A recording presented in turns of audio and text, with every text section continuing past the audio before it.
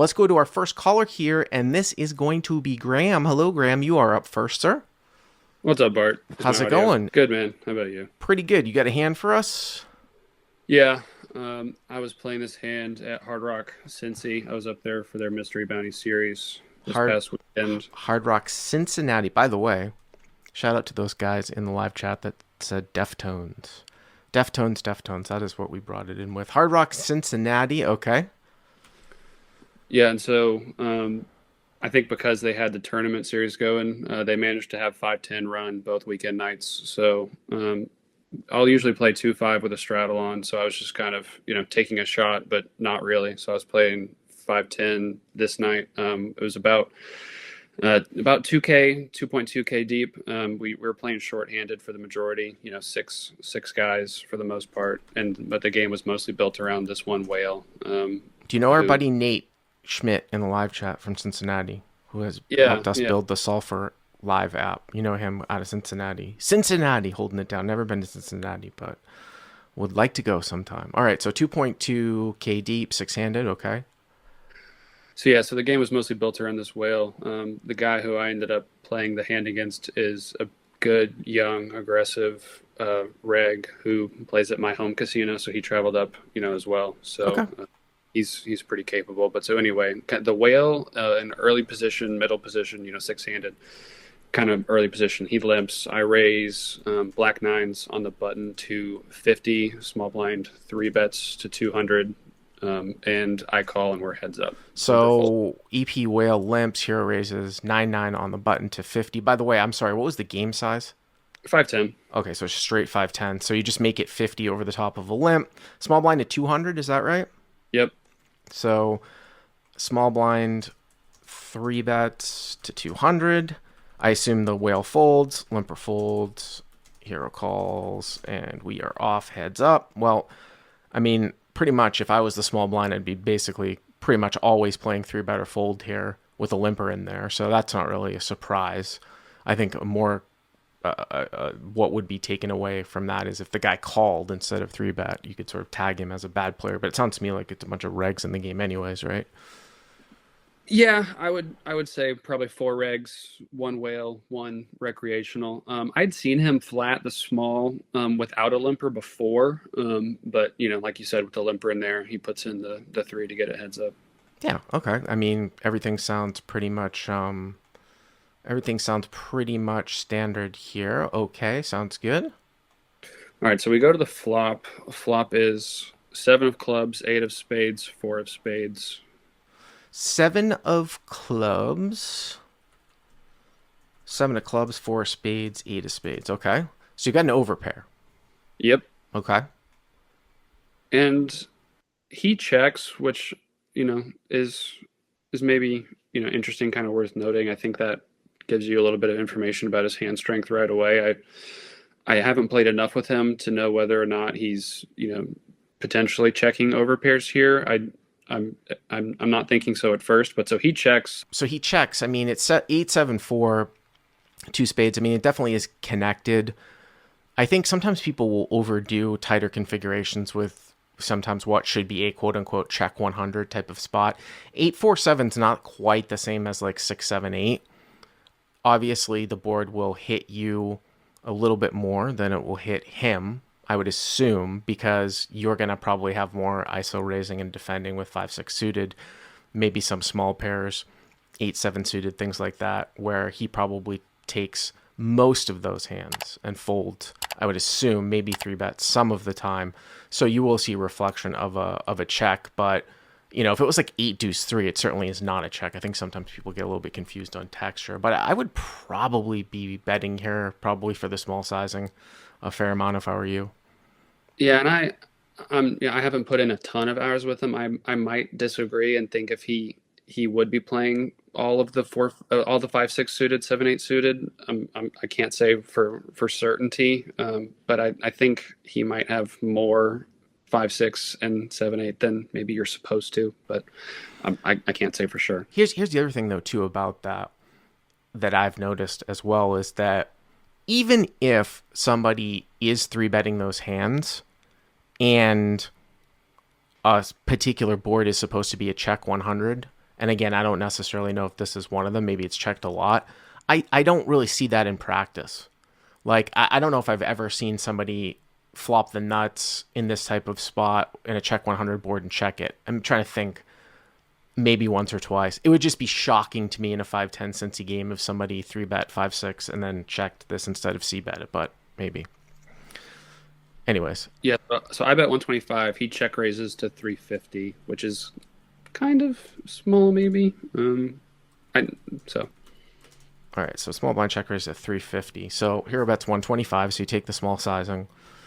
And small blind check raises to 350. It's kind of interesting. What is supposed to be check raised here? I mean,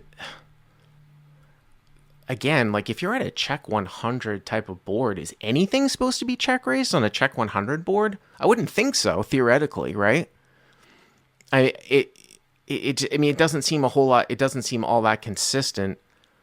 I'm not 100% sure, again, off the top of my head, but it wouldn't seem consistent that on a check 100 board, somebody would have check raises. It's possible. I mean, if we were to construct slivers of check raises, I guess we would do it with hands that would unblock sort of top pair, like middle set, maybe some 5-6, something like that. Some of the bluffs might be, like an ace-5 of spades, ace-6 of spades type of holding. I mean, I think you have to continue on here. If he's aware, he shouldn't really have a ton of overpairs played like this. yeah, I don't think folding was even a consideration. I had someone potentially suggest like a tiny flop bet 3-bet, like maybe go to like 8 or 900. I don't know about that.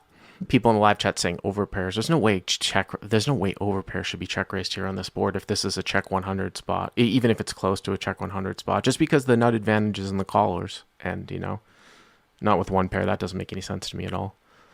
Yeah, so I just call. Okay, so hero calls. Put 700 here on the flop, so it looks like the pot's what, 1120 now, something like that. Yeah, and that's the other thing with playing a game a little bit bigger than I'm used to. The pot just got inflated really fast, obviously with the check raise. So anyway, we go to the turn. Turn's the ace of diamonds and villain checks, which I found incredibly weird. So ace of diamonds here on the turn, that is a little strange. I kind of wonder too if that's going to be a lot of nut flush draws that might be played this way, like ace something of spades. That would be somewhat. I mean, if he checked over pairs, I guess maybe he would check here. I just don't know. I mean, like I said, I don't exactly know how aware the guy is, but I think that your hand probably just needs to be a check back and evaluate what's going on. Yeah, so just in the 2-5 games I usually play, it's usually a 2-5 where the button straddles, and like this guy has like a limp 3-bet range out of the blinds. So so I've just seen him do some kind of weird stuff where. And then the live chatter Street Soul Lover, I think, puts it best. He says it's live poker. Who the hell knows what the guy's doing? He probably doesn't know what he's doing himself. Yes, true. Thank you, Street Soul Lover. That's funny. But I would say that it wouldn't surprise me if ace x of spades here. I probably wouldn't be putting any more money in. You have the 9 of spades in your hand, so not that that's all that relevant. But okay, so he checks and I just check it back. Okay. All right, and river, jack of clubs, which brings in 9-10. Sure. Which I double block. And he leads for 350. So he's same bets. So I don't know if you were thinking about this because we had a similar call before. When you first emailed this in, I was like, this kind of is a shitty spot because he puts himself at a very, very good price on a bluff, like, it's like close to 1,500, 350 for you to call. So you'd be getting like 4-1, but you just don't beat a whole lot. And the Broadway types of hands that you beat, like King, Queen, King 10, things like that, if it's structuring correctly, I mean, they were almost always going to barrel the turn, right? Like if you had that was my exact predicament. Yeah, the best barrel card. Right. So, but then the other thing, and as I looked back at this and you had 2 9s, I was like, oh, I wonder if Graham is thinking about bluff raising here with 2 9s. I didn't. I think kind of my reaction to the river bet was a little too face up. I think I was, he knew that I don't usually play 5-10, and so I think he realized it was a slightly bigger game for me, and I don't think I could have pulled that off based on how I reacted throughout the hand. You mean you reacted too timidly? You mean? Yeah, I mean, like I was tanking on the river because I was real. I mean, I had Well, I calling. mean, once you start, well, I mean, you can act like a tank, but I mean, listen, there's something to be said that if you're playing over your head, it's going to give you more fold equity. People aren't going to think that you're going to be bluffing off that amount of money. I'm just trying to think of a viable where, let's say, for example, you had 9-10 here. Let's say you had like 9-10 of hearts, 9-10 suited, right? You raise, defend to a three bet.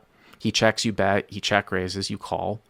The turn's the ace of diamonds, he checks. I would imagine you'd probably check back. I don't think that you're going to expect him to really fold on the turn.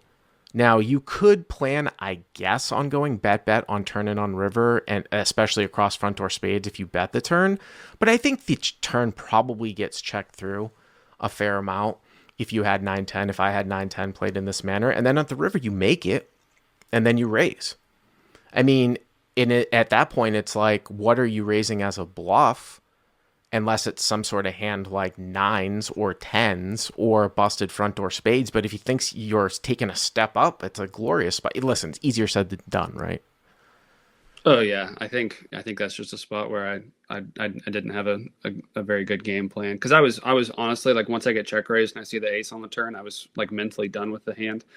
The only reason why I sat on the river and really thought about calling was because I just thought his turn action was so weird, not So, continuing to. got some interesting comments here. By the way, Nate, our Cincinnati guy, says pre-flop checks 75% on the flop. I mean, I think that's kind of what we thought. That's what I thought. I mean, I thought it was probably checked a lot, maybe not 100, right?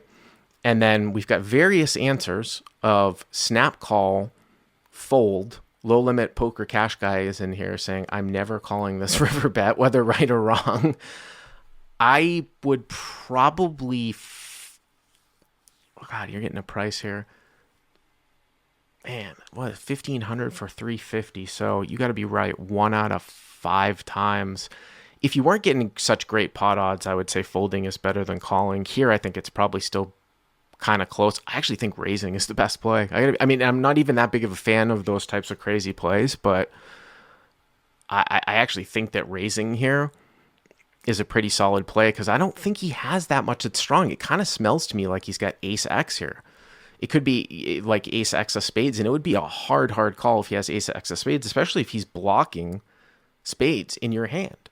I mean, like ace 5, ace 6, ace 10 of spades, ace jack of well, ace jack would be top two, but even then it would be really hard. But whatever it is, nut flush draw hands would be very hard to call if you raised here.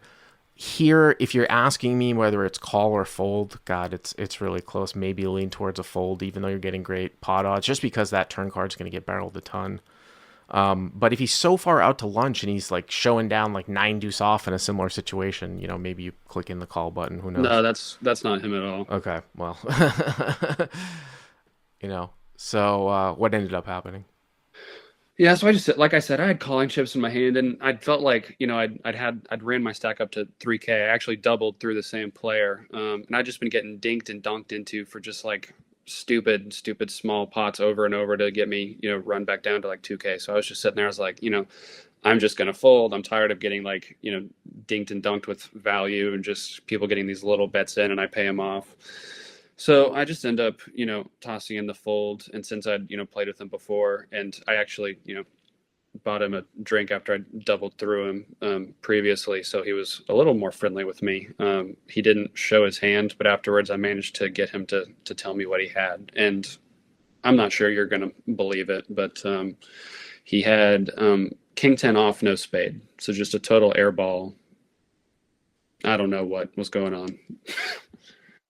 I mean, obviously it's structured. If that's correct, it's struck. I mean, I don't know why he would choose King 10 off to three bet out of the small blind against a guy that's stepping up that probably isn't all that light. And then check raise the flop, which is that's. I mean, if that's actually true, he's a bad player. There is no way you can tell me that King 10 off is a check raise here on this flop after this action, even with the King of spades and then check turn. And I don't know if I buy it. If you think he's not terrible, you I know what don't I think mean, he Graham? is. I, Yeah, I know what you mean. why is he check raising King 10 off on 748? probably because he thinks betting is bad and he's hoping it goes check check and he hits top pair. But either way, I like you said, he probably doesn't even know what he's doing when he check raises flop and checks turn. So It doesn't make a whole lot of sense to me, but I do like a sexy little bluff raise at the end, though, I have to say. yeah, I think I just missed it. I wasn't really locked in on the hand. It's all good, man. We miss some of them sometimes. Thanks for the call.